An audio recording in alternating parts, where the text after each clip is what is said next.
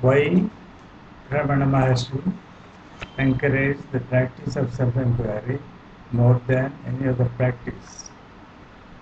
Out of his own personal experience, he encouraged the others to do self-inquiry. He became enlightened in 20 minutes by doing self-inquiry during his death experience at the age of 16. It never happened to anybody before in the whole spiritual history of mankind. So he knows that self-inquiry is a direct method for self-realization, and how in the fire of awareness the ego mist evaporates and dissolves. He does not want to trouble the genuine truth seekers by advising other arduous spiritual disciplines. Chan Chu said, easy is right and right is easy. This applies to self-inquiry, in which there is no need for self-torture in the name of spiritual discipline. In some methods, the aspirant tries to get rid of ego without comprehending its activity. This is impossible because there is no fun of running away from one's own shadow, and the more you run away from it, with the same momentum your shadow follows like a ghost wherever you go. In self-inquiry, we don't run away from the shadow, but we reach the real by identifying the source of shadow. So we don't condemn the shadow, but we will have a close look at it with heightened awareness and find its origin, which is reality. All religions are thought-based, and so the progeny of ignorance. So they can never transform the mind. In fact, they create more hurdles for discovery of truth by their complicated rituals and philosophies. The present status of human society is evidence that religions fail to transform the man. Psychological insecurity starts the moment consciousness identified with the non-self, that is, the body-mind complex.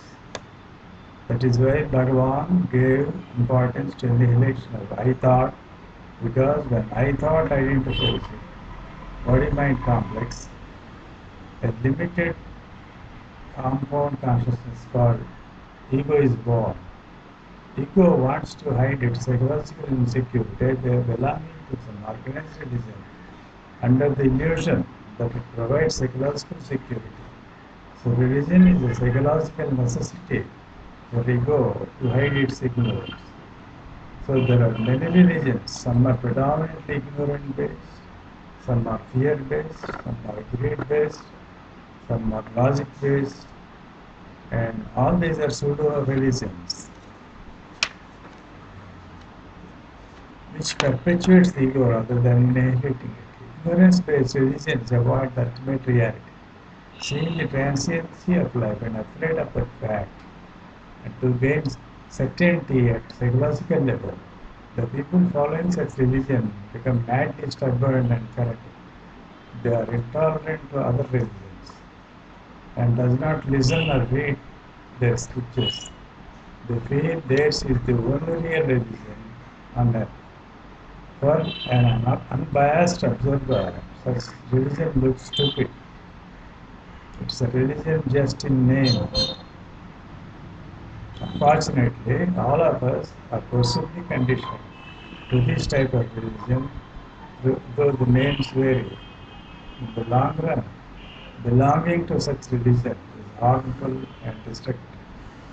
In peer-oriented religions, the subjectivity of the worshipper is projected neurotically on the image he worships. Because of fear, he leads a life which is not natural to him, leading to too much repression. And repression is not the way towards freedom.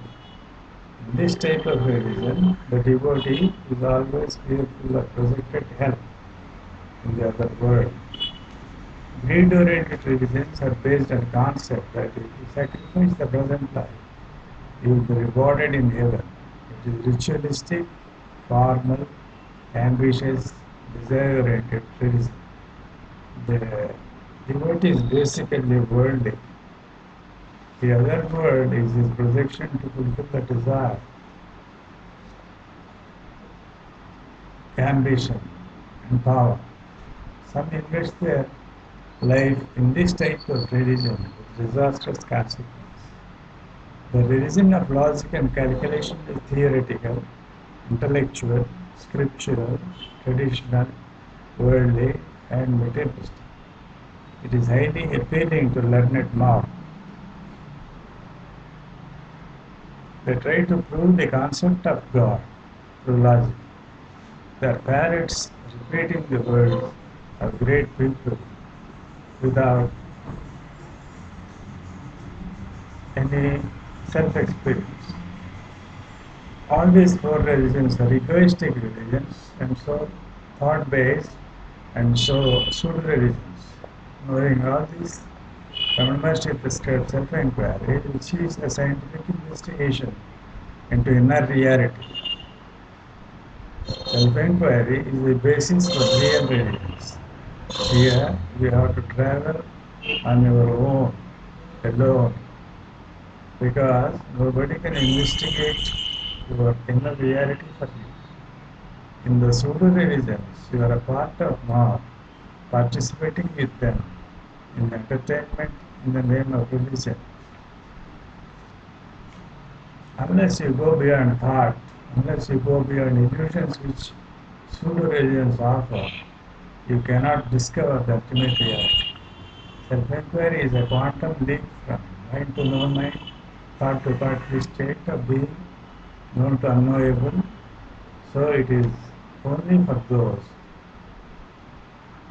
who risk the known for unknowable, who want to know the truth at any cost, and in the process they wean away from responding from the ego.